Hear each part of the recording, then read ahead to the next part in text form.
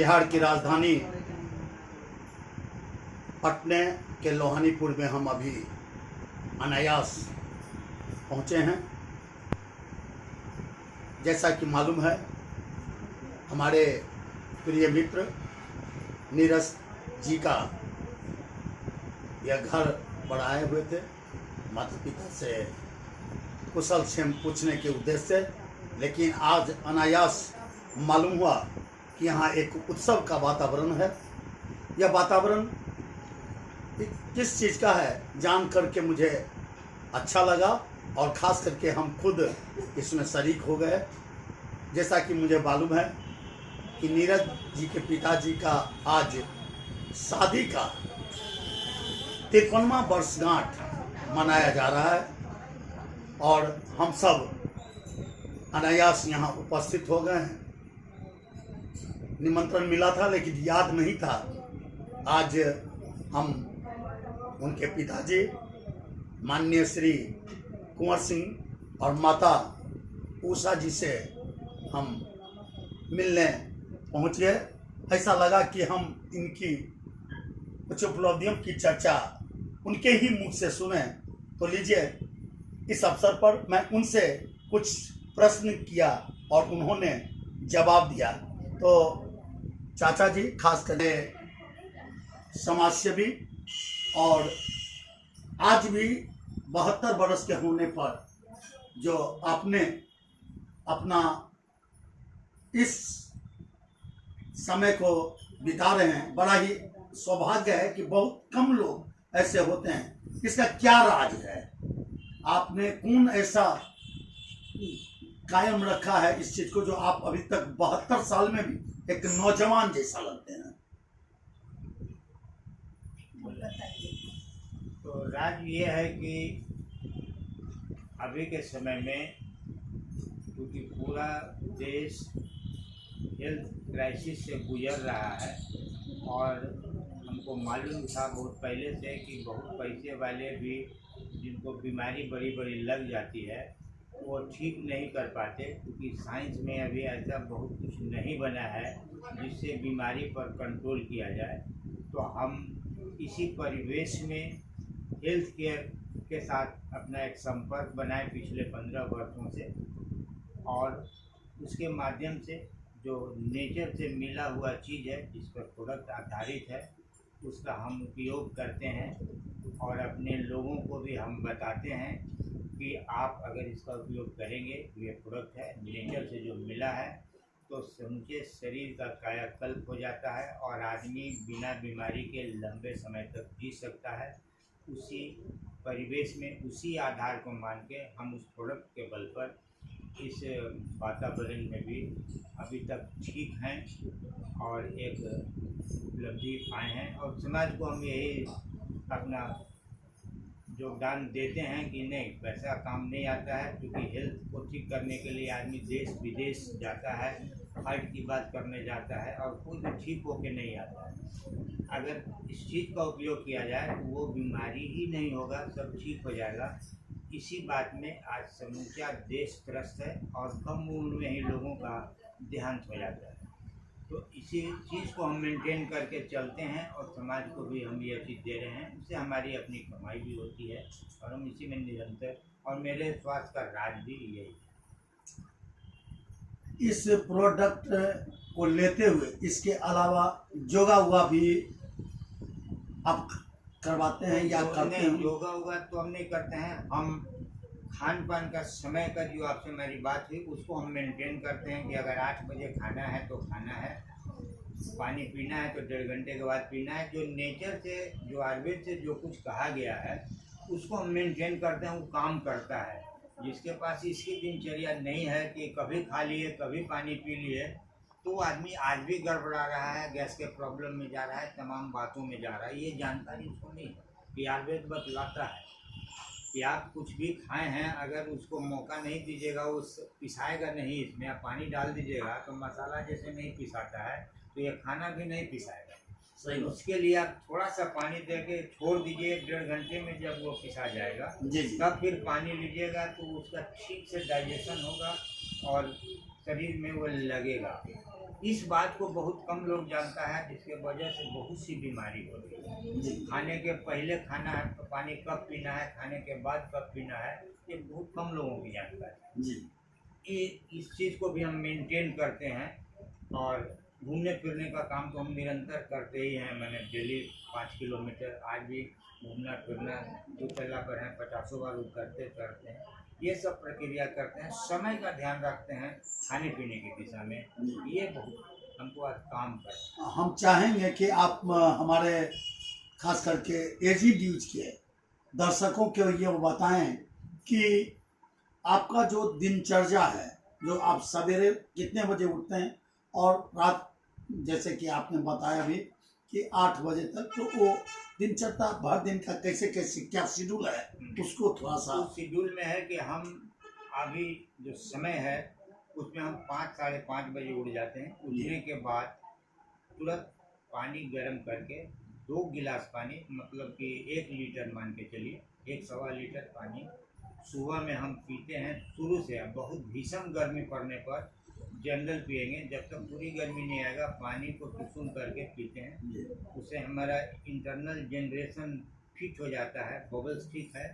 और मैदान फ्रेश होने के बाद घूमने के लिए चले जाते हैं सवेरे में, और 3-4 किलोमीटर आराम से घूम के आते हैं। आने के बाद समय हमारा निर्धारित है कि सवेरे अगर 8 बज गया उस समय हम अपना एक फ्रूट का डाइट ले लेते हैं और एक लिक्विड डाइट ले लेते हैं, जो हमारे संस्था का क्लोरोफिल है, जो ज़बरदस्त लिक्विड है हेल्थ मेंटेन की दिशा में, उसको हम लेते हैं। और चने की सत्तू लेते हैं, ये हम निरंतर लेते हैं और सब दिन लेते हैं।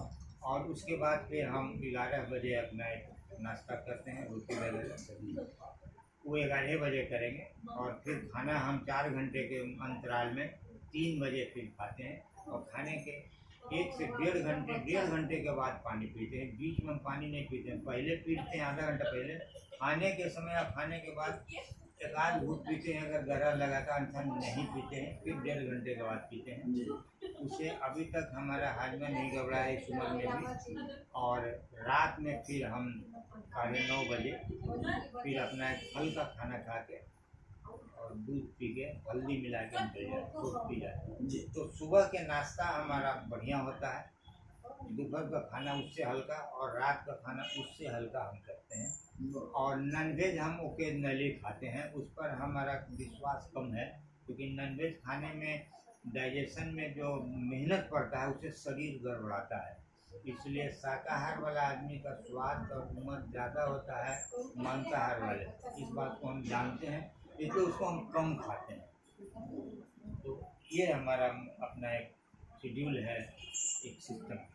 अच्छा, एक चीज हमारा इस, क्योंकि आप 72 बरस के हैं और इस तरह का आपने मेंटेन किया है अपने स्वास्थ्य को, हम केवल एक दर्शकों के जानकारी के लिए कि क्योंकि रोड पर लोग चलते हैं तो हर दिन धक्का नहीं लगता है, लेकिन कभी न कुछ एक्सीडेंट होता ही है। उसी तरह से आपके जीवन में कभी कोई ऐसा हुआ है जिससे कि आपका स्वास्थ्य बिगड़ गया हो? ऐसा कुछ घटना जो आपके बीच गुजरा हुआ है, घटित हुआ हो? हाँ, हुआ है। वो हुआ 4 बरस। और वो क्यों हुआ? वो हुआ कि ये दवाई की वजह से हुआ, जो अभी एलोपैथ चल रहा है। टाइप कराने की दिशा में ड्रॉप वाला दवाई डॉक्टर दिया कि आप घंटे घंटे आँख में डालें और दूसरे दिन आवें घंटे घंटे डाल के, तो हम सर्जरी करेंगे। लेकिन उस दवाई का दुष्प्रभाव ये हुआ कि वो हार्ट को चॉक कर दिया। हार्ट को चॉक किया तो अटैक आ गया। अटैक आ गया तो हम सर्जरी क्लोज कर दी और हम छोड़ दिए। तो अभी तक हम नहीं कराए, 4 साल हो गया। हम अपने नेचर से जो चीज़ मिलता है लेते हैं, तो हमारी रोशनी अभी भी बरकरार है, इंटैक्ट रखता है। तो हम इस बात को जब डॉक्टर से बात किए इन दिनों, तो वो कहा कि आज के भी डेट में जो आँख में दवाई पड़ेगा, जिसके वजह से ये हार्ट में गड़बड़ी आई है, तो मोमेंट क्रिटिकल हो सकता है। इसलिए इसमें सोच समझ के आपको कराना होगा, अन्यथा इसको अभी टाल के अपना ग्लास पर ही चलिए। तो ये समझ लीजिए किसी के लिए भी दुष्प्रभाव हो सकता है, क्योंकि डॉक्टर ने ये कहा जो हार्ट का है कि आँख में दवाई डालने वाला जो चीज़ है उसमें कुछ ऐसा केमिकल है जो असर करने के बाद इसको प्रेशर में ला के दाबता है। इसलिए हार्ट का ऑपरेशन, जब आप आँख का ऑपरेशन कराने जाइएगा तो हार्ट के बारे में आपसे पूछेगा कि आपको बीमारी है कि नहीं, और हमको कोई बीमारी नहीं थी। हमने कहा कि हमारा स्वास्थ्य देख लीजिए, हमको जब कोई चर्बी नहीं तो बीमारी की बात है ना, हम लोग जानना चाहते हैं, और जानने के बाद हुआ तो उसी दवाई से ये मैटर एग्जिस्ट कर गया। फिर हम अपने प्रोडक्ट से इसको सब ठीक करके आज भी हम संतुलन बना के हैं। डॉक्टर कहा था कि आपको निकालना होगा, वाल्व खराब हो गया, ये हो गया। हमने कहा कुछ नहीं निकालना है, जिसको एक बार ऑपरेशन हो जाएगा वो आदमी फिर वो नहीं रह जाता है जो पहले था। तो हम अपना नेचर से जो हमको मिला है उस चीज़ को यूज़ करके आज भी इसको हम ठीक किए हुए हैं और हम इनकी सामने। और ख़ास करके हम ये जानना चाहते हैं माता जी से, क्योंकि आपका 72 है तो हमारा अंदाज से माता जी का भी 5-7 साल वो 70 है। अच्छा, तो 2 साल छोटी है माता जी का, यानी 70 उनका भी हो चुका है। और आज भी माने हमको लगता है कि ठीक है, लगता है उपयोग इनका भी उससे संबंधित होता होगा, परिवार के लोग करते होंगे।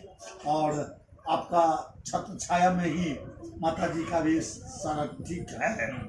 तो हम माता जी से खास करके यह जानकारी लेना चाहेंगे कि आप, क्योंकि आपका 53वां साल शादी का माने कि बिताए हैं साथ में, जैसे कहा भी जाता है कि साइकिल का 2 पहिया, एक पहिया यदि निकाल दिया जाए तो नहीं चल पाता। पारिवारिक जिंदगी में जिस तरह से ये दोनों पहिया चलता रहा है, माता जी खास करके आपके साथ रहे, तो हम ये जानना चाहते हैं कि माता जी आपके पति महोदय यानी जो हैं आपके नज़र में कैसा है और उनके प्रति आपकी क्या धारणा है? बहुत अच्छे हैं, हम लोग के राइट साइड से अपना दोनों मिलजुल कर गुजराते हैं। जो बात होता है हम लोग आपस में बात करके ही करते हैं। हम लोग में बहुत दोनों में प्रेम है। बहुत अच्छा, क्योंकि आजकल ज़्यादा बेसिकली देखते हैं कि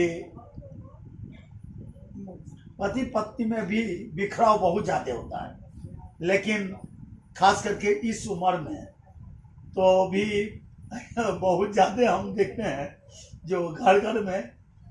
लेकिन इस उम्र में आप दोनों में काफ़ी प्रेम है, प्रगाढ़ प्रेम है, और खास करके इस प्रेम का नतीजा है कि आपने 53 वर्ष गुजारा है और आपके परिवार सारे लोग, मैंने परिवार के जितने भी सदस्य हैं, बेटे हैं, सभी लोग खुश हैं। एक चीज़ हमको याद आ रहा है कि पिछले दिनों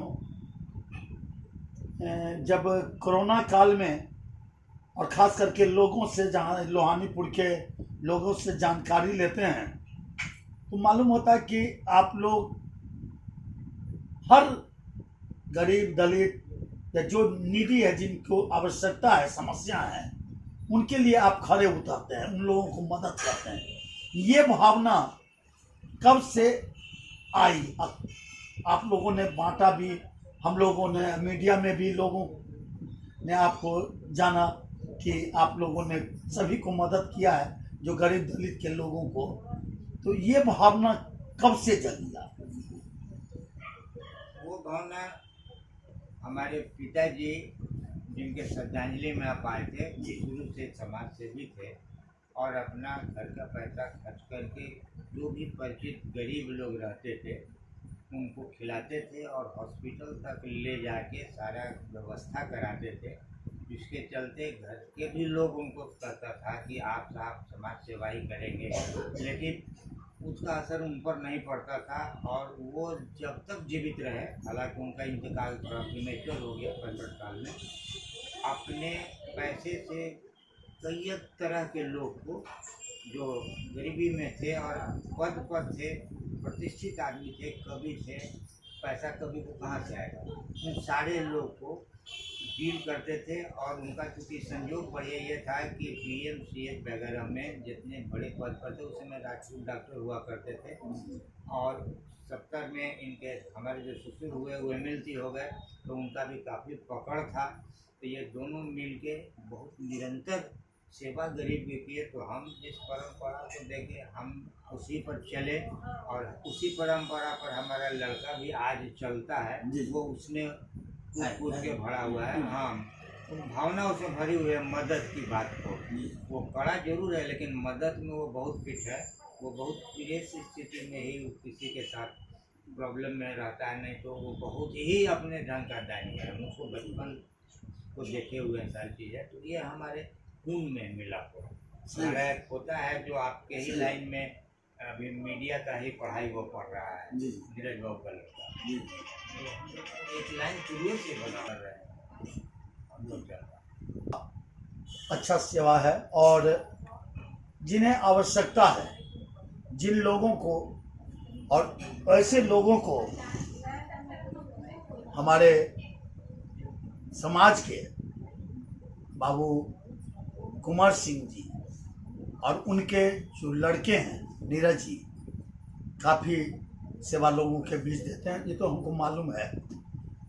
मैं खास करके माता जी से जानना चाहूँगा कि नीरज जी के बाद, नीरज एकमात्र सुपुत्र हैं, आपके नज़र में वो कैसा है और बताइए। जो सोच लेता है पूरा करता है, और दयालु टाइप का है, किसी को भी जो जहाँ जरूरत है वो करता है। कोई ऐसा चीज भी होगा जो आपको खराब लगता होगा नीरज का? तो बच्चा सब में थोड़ा बहुत रहता ही है। हम बड़ा ही सौभाग्य है कि अब तक के जो हमारा इंटरव्यू है वह खास करके ये अपने आप में एक अद्भुत है। जैसा कि माता जी ने कहा कि बच्चे के नज़र में लड़के कुछ ऐसा होता है, होता ही है, गुण है तो अवगुण भी होगा ही, बिना अवगुण के भी लोग नहीं रह सकते हैं। ओवरऑल जैसा कि हमारे कुंवर सिंह जी का जो ये अपने स्वास्थ्य को लेकर के, परिवार को लेकर के, समाज को लेकर के, प्रदेश को लेकर के जिस तरह से गंभीरता रख करके समस्याओं से जान करके उन्हें मदद देने का काम करते हैं, ये बहुत ही सराहनीय। और भगवान इनकी उम्र को हजारों साल रखे। और साथ ही हम चाहेंगे कि जिस तरह की भावना इनके नज़र में, इनके समाज में ये जो सोचते हैं वो हमेशा से लोगों के बीच में उसी तरह से शामिल हों जिस तरह से शुरू से अभी तक करते आ रहे हैं। जय हिंद।